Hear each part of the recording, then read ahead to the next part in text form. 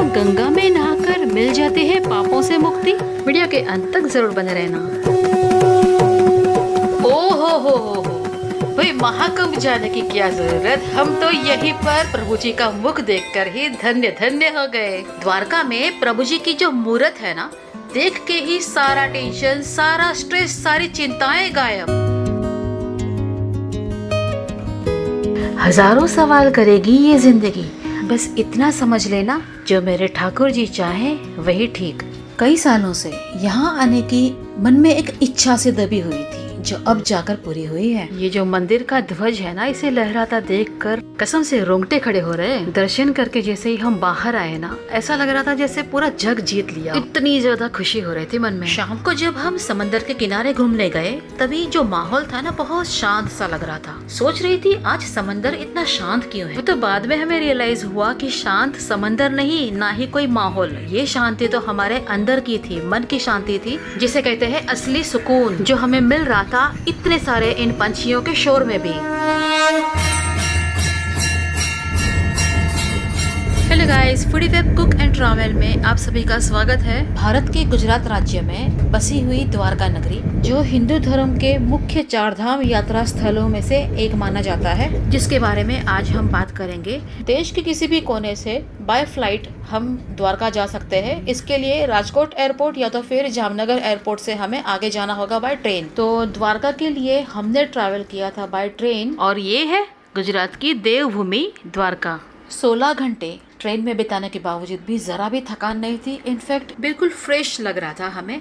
द्वारका में cab service available नहीं है, तो हमें ऑटो रिक्शा से ही ट्रैवल करना होता है। रहने के लिए यहाँ पर कई सारी अच्छी अच्छी धर्मशालाएं अवेलेबल है। हम चाहते थे कि धर्मशाला ऐसी होनी चाहिए जो द्वारका रेलवे स्टेशन से भी और द्वारकाधीश टेम्पल से भी बिल्कुल नजदीक के डिस्टेंस पर आया हो, और रहने के साथ साथ खाने पीने की सुविधा भी हमें वहीं पर मिल जाए, कहीं जाना ना पड़े। तो गूगल पर बहुत सारा एक्सप्लोर करने के बाद यात्राधाम.com से हमने ये वाली धर्मशाला बुक करवाई थी, जिसका नाम है गायत्री शांतिवन। गूगल पर ये धर्मशाला गायत्री शक्तिपीठ के नाम से रजिस्टर्ड है। बहुत बड़ी जगह है और मेन मतलब सी फेसिंग है, तो बहुत सुंदर। ये सारे फोटोज हमने गूगल पर देखे थे और रिव्यूज और रेट्स भी अच्छे थे, तो हमने यहाँ पर बुक करवाया। कुछ इंपॉर्टेंट डॉक्यूमेंट सबमिट करने के बाद में वेरिफिकेशन होते ही हमें हमारे रूम की चाबी दी गई। रूम में एंटर होते ही लेफ्ट साइड में आता है एक बड़ा सा हाइजीनिक वॉशरूम, 24 घंटे गर्म पानी की सुविधा के साथ। हर तरह की सुख सुविधाओं से भरपूर है ये रूम। सोफा है, एक डबल बेड है, एसी है, टीवी है, इवन डाइनिंग टेबल भी है। तो जो भैया है वो हमारा लगेज ऊपर लेकर आए, वो हमें बता रहे हैं एसी के कुछ रिमोट के जो ऑप्शंस के बारे में हमें बता रहे हैं। बालकनी देखते ही मैं तो घुस गई बालकनी में। देखिएगा इस कितनी बड़ी ज्यादा सुंदर सी बालकनी है, और सामने देखिए व्यू, ओपन समंदर का व्यू हमें मिल रहा है बालकनी से। बहुत बढ़िया, सो ब्यूटीफुल। और हाँ, खाने पीने के लिए भैया ने अभी बताया कि यहीं पर नीचे इनकी धर्मशाला से कनेक्टेड एक भोजनालय है, जहाँ पर ब्रेकफास्ट, लंच, डिनर की सुविधा रिजनेबल रेट्स में उपलब्ध है। ट्रेन में ना ही मुझे कुछ खाने का मन करता है, ना ही मुझे अच्छे से नींद आती है। मन तो था आराम करने का, लेकिन लंच टाइम अगर ओवर हो जाता तो हमें भूखा रहना पड़ता, इसलिए हम पहले लंच करने निकल गए। लंच यहाँ पर सिंपल था, लेकिन घर जैसा था। दूसरे दिन सुबह 4 बजे उठकर नहा धोकर हम निकल गए द्वारकाधीश मंदिर के लिए, जिसके लिए हम यहाँ पर आए थे। सुबह के बज रहे हैं अभी 5:15 और सिर्फ वॉचमैन जाग रहे हैं, बाकी सब लोग सोए हैं। ऐसा अनुभव ना कभी कभार ही मिलता है, मतलब बहुत रेयरली ऐसा होता है कि इतनी जल्दी सुबह उठ के हम नहा धोकर कहीं भगवान के दर्शन के लिए निकल जाए। मंदिर के पास थोड़ी सी भीड़ भाड़ थी बाहर की तरफ, और ये जो औरतें बैठी हुई है यहाँ पर, इनको हमने हमारे जूते और चप्पल संभालने के लिए दे दिए, थोड़ी इनकी भी कमाई हो जाएगी। सुबह 6 बज रहे हैं और दर्शन के लिए भीड़ देखिए गाइस। और ये सुबह सुबह मिल गए सुंदर से ठाकुर जी के, द्वारकाधीश के दर्शन हमें। बहुत सुंदर और प्यारा सा मंदिर है। अंदर दूसरे भी कई सारे छोटे छोटे मंदिर है, लेकिन फोटोग्राफी यहाँ पर अलाउड नहीं है। पूरे मंदिर में अंदर की तरफ घूमकर पीछे के दरवाजे से हम बाहर निकले हैं, और ये बैक साइड का व्यू है। तो मंदिर के बैक साइड से जो रास्ता निकलता है, उस पूरे रास्ते पर ये बड़ा सा मार्केट यहाँ पर बना हुआ है। सुबह सुबह देखिए गाइस, सारे की सारी दुकानें यहाँ पर खुल गई है। प्रसाद की कई सारी दुकानें हैं यहाँ पर। ठाकुर जी के छोटे छोटे सुंदर क्यूट से वस्त्र और आभूषण यहाँ पर मिलते हैं। लेडीज के लिए, जेंट्स के लिए, बच्चों के लिए हर तरह के accessories, purse, wallet, bags, imitation jewellery, चूड़ियाँ। और फिर गुजरात में पॉपुलर है कॉटन बांधनी और कॉटन के ड्रेस मटेरियल, वो भी यहाँ पर मिलते हैं। रंग बिरंगी कॉटन बांधनी के सुंदर जो दुपट्टे रहते हैं उसके लिए तो स्पेशल कॉर्नर यहाँ पर है। शॉपिंग लवर्स के लिए बहुत अच्छा ऑप्शन है। और इस तरफ कुछ सीढ़ियाँ नीचे की तरफ उतर के है गोमती घाट। गोमती नदी बहती है यहाँ पर, जिसके घाट पर किसी को अगर डुबकियाँ लगानी हो तो वो लगा सकते हैं, जैसे गंगा में लगाते हैं। अभी महाकुंभ में जो लोग स्पेशली जाते हैं तो वो यहाँ पर भी उस तरह की डुबकियाँ लगाकर अपने पापों का प्रायश्चित कर सकते हैं। क्या सच में ऐसे पाप धुलते हैं गंगा नदी में नहाने से, डुबकी लगाने से? आप क्या सोचते हो मुझे कमेंट सेक्शन में ज़रूर बताइएगा। उसी दिन शाम को समंदर के किनारे टहलने के लिए हम निकल गए थे। हमारी धर्मशाला के सामने की साइड ही, एग्जैक्टली सामने बिल्कुल समंदर का ये किनारा देखिए गाइस। द्वारका नगरी विजिट करने के लिए जो भी टूरिस्ट लोग आते हैं वो कितने दूर दूर से इस समंदर के आसपास घूमने के लिए आते हैं। और हमें लकीली एक ऐसी सुंदर सी धर्मशाला मिल गई जिसमें हमारी रूम के बालकनी में से हम ये व्यू एंजॉय कर सकते हैं, या अगर चाहे तो 2 मिनट में समंदर के किनारे पहुंच सकते हैं। बहुत अच्छा लग रहा है यहाँ पर, मन शांत है, खुश भी है, भगवान के दर्शन भी हो गए। दूसरी बार तो द्वारका आने का मन जरूर है। अपने ठाकुर जी की इच्छा रही तो जरूर आएंगे, क्यों नहीं। जब हम समंदर घूमते घूमते हुए आगे बढ़ रहे थे तो एक छोटा सा मंदिर है यहाँ पर, आपने देखा होगा। और कुछ सीढ़ियाँ उतरकर हम इस तरफ आए हैं और सामने की साइड देखिए कितनी सारी पवन चक्की है यहाँ पर। कितना सुंदर प्यारा सा नज़ारा है ये। समंदर की लहरों को यूँ देखते रहना मुझे इतना ज़्यादा पसंद है ना, घंटों बीत जाए लेकिन मुझे यहाँ से उठने का मन नहीं होगा। वाह, मेरी तरह इन लहरों को देखते रहना किसको पसंद है मुझे कमेंट सेक्शन में ज़रूर बताना। इन लहरों को देखते हुए हम तो बिल्कुल खो से गए थे। और यहाँ देखिए, इन पंछियों की चहचहाट ने हमें इनकी तरफ देखने के लिए तो मजबूर ही कर दिया। देखिए कितने सारे प्यारे प्यारे बर्ड्स है, सफेद सफेद, बिल्कुल क्यूट से।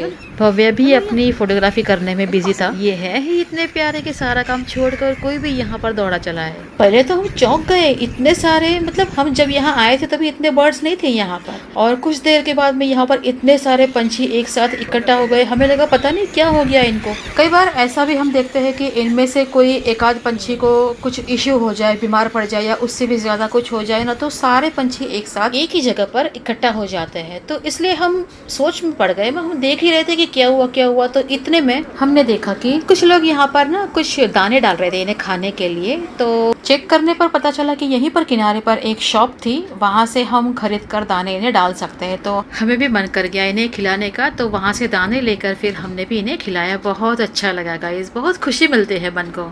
और कुछ दूर वापस चलकर हम रिटर्न आ रहे थे तो ये देखिए भव्य का काम तो चालू हो गया शूटिंग करने का। मैं भी थोड़ा सा शूट कर लेती हूँ, सोचा सनसेट होने को है, ये मौका मैं कैसे छोड़ सकती थी। और वो देखिए मंदिर कितना सुंदर लग रहा है यहाँ से। सब लोग अपनी अपनी तरह से समंदर के किनारे पर अपना वक्त बिता रहे थे। इस प्यारे से सुंदर माहौल में हर एक पल को खुशी से दिल से जी रहे थे।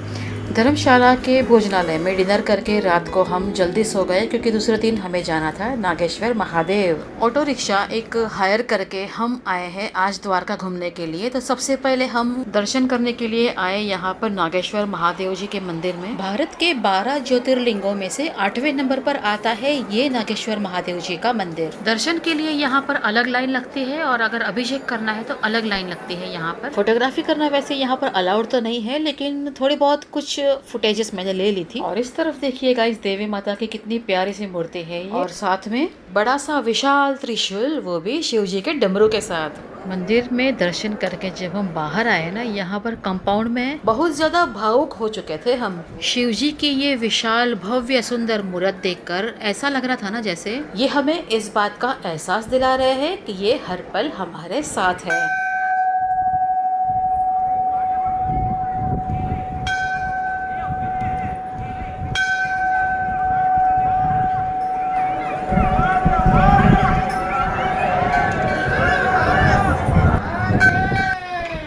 बच्चे हो या बड़े, हर कोई हर हर महादेव के नारे यहाँ से लगा रहा था। मंदिर चाहे कोई भी हो, दर्शन करने के बाद ना एक अलग सी शांति और सुकून का एहसास मन में हो ही जाता है। द्वारकाधीश मंदिर से लगभग 28 किलोमीटर की दूरी पर आया हुआ है ये नागेश्वर महादेव जी का मंदिर, जो द्वारका से बेट द्वारका जाते हुए रास्ते में बीच में पड़ता है। बेट द्वारका की जो भूमि है, जो जमीन है ना, वो एक आइलैंड लाइक बना हुआ है। तो पहले इस मंदिर में या तो बेट द्वारका के दर्शन करने के लिए हमें सिर्फ बोट में बैठकर सवारी करके ही आना पड़ता था, लेकिन अभी यहाँ पर भारत सरकार ने एक बहुत सुंदर और विशाल सा ब्रिज बनवाया हुआ है जिसका नाम है सुदर्शन सेतु, जिसके बारे में और हम आगे जानते हैं। हमारे ड्रोन से हम इस मंदिर की परिक्रमा करवाना चाहते थे, तो भव्य उस काम में बिजी है और मैं आई हूँ यहाँ पर। बज रहे हैं दोपहर के लगभग 12, लेकिन इस पानी की वजह से यहाँ पर धूप में भी थोड़ी सी ठंडक फील हो रही है। मंदिर के मेन गेट की तरफ बहुत सारी गाय है यहाँ पर, इन्हें खाना खिलाना हम चाहे तो यहीं से खरीद कर इन्हें खिला सकते हैं। नागेश्वर मंदिर से फिर हम ऑटो में बैठकर कुछ दूरी पर हम आए तो यहाँ पर ये छोटे छोटे मंदिर थे। देखिए कितनी सुंदर सुंदर मूर्तियां हैं गाइज यहाँ पर। और अब हम चलते हैं बेट द्वारका। देखिए सामने की साइड ये बहुत बड़ा पोर्ट है यहाँ पर, जिसका नाम है ओखा पोर्ट। तो ओखा पोर्ट से किसी बोट में बैठकर सवारी करके हमें बेट द्वारका पहले जाना पड़ता था, लेकिन अभी गवर्नमेंट ने यहाँ पर एक बहुत सुंदर विशाल सा ब्रिज बनवाया है जिसका नाम है सुदर्शन सेतु। तो देखिए ये आ गया सुदर्शन सेतु। मुंबई में जो बांद्रा वर्ली सी लिंक है ना, वैसा ही फीलिंग आ रहा है यहाँ पर भी। सुदर्शन सेतु जैसे ही क्रॉस किया कुछ ही देर में हम पहुँच गए बेट द्वारका। यहाँ के लोगों का कहना है कि श्री कृष्ण भगवान माता रुक्मिणी जी के साथ में यहीं पर बसे हुए थे और सुदामा के साथ में भेंट भी यहीं पर हुई थी, इसीलिए इस जगह को कई लोग भेंट द्वारका के नाम से भी जानते हैं। सोने की नगरी द्वारका के साथ साथ भगवान श्री कृष्ण के बचपन की कुछ बाल लीलाएं, उनके जीवन भर का संघर्ष और जो भी घटनाएं उनके जीवन में घटी थी, उन घटनाओं को दर्शाता हुआ एक म्यूजियम यहाँ पर बनाया हुआ है जिसका नाम दिया है सोने की द्वारका। और गाइस देखिए इधर कितना सुंदर प्यारा सा पालना है जिसमें ठाकुर जी झूल रहे हैं। इस पालने को झुलाने का बहुत आनंद मिलता है हमें। देखिए भव्य भी कैसे एंजॉय कर रहा है ये पालना झुलाने में। कितना क्यूट सा पालना है और कितनी प्यारी सी मूर्ति है उसमें, छोटी सी ठाकुर जी की। तो चलिए गाइस इस म्यूजियम को देखते हैं, एंजॉय करते हैं।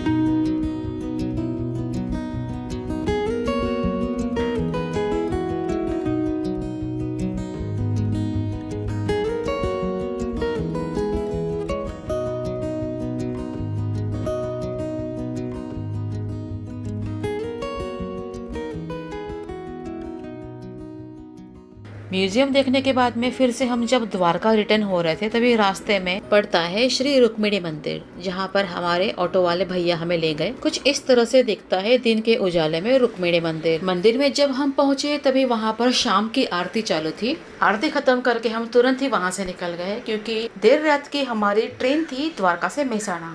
मेहसाणा में हमारे कुलदेवी माता का मंदिर है जहाँ दर्शन करने के लिए साल में एक बार जाने की कोशिश हम हर साल जरूर करते हैं। पिछले साल की मेरी मेहसाणा वीडियो के लिंक आपको मेरे डिस्क्रिप्शन बॉक्स में मिल जाएगी। द्वारका सीरीज के मेरी सारी वीडियोस आपको कैसी लगी मुझे कमेंट सेक्शन में जरूर बताइएगा। बिना भूले वीडियो को लाइक और शेयर जरूर करना। चैनल को सब्सक्राइब करके बने रहना मेरी channel foodie web cook and travel के साथ में। जल्द ही फिर मिलेंगे।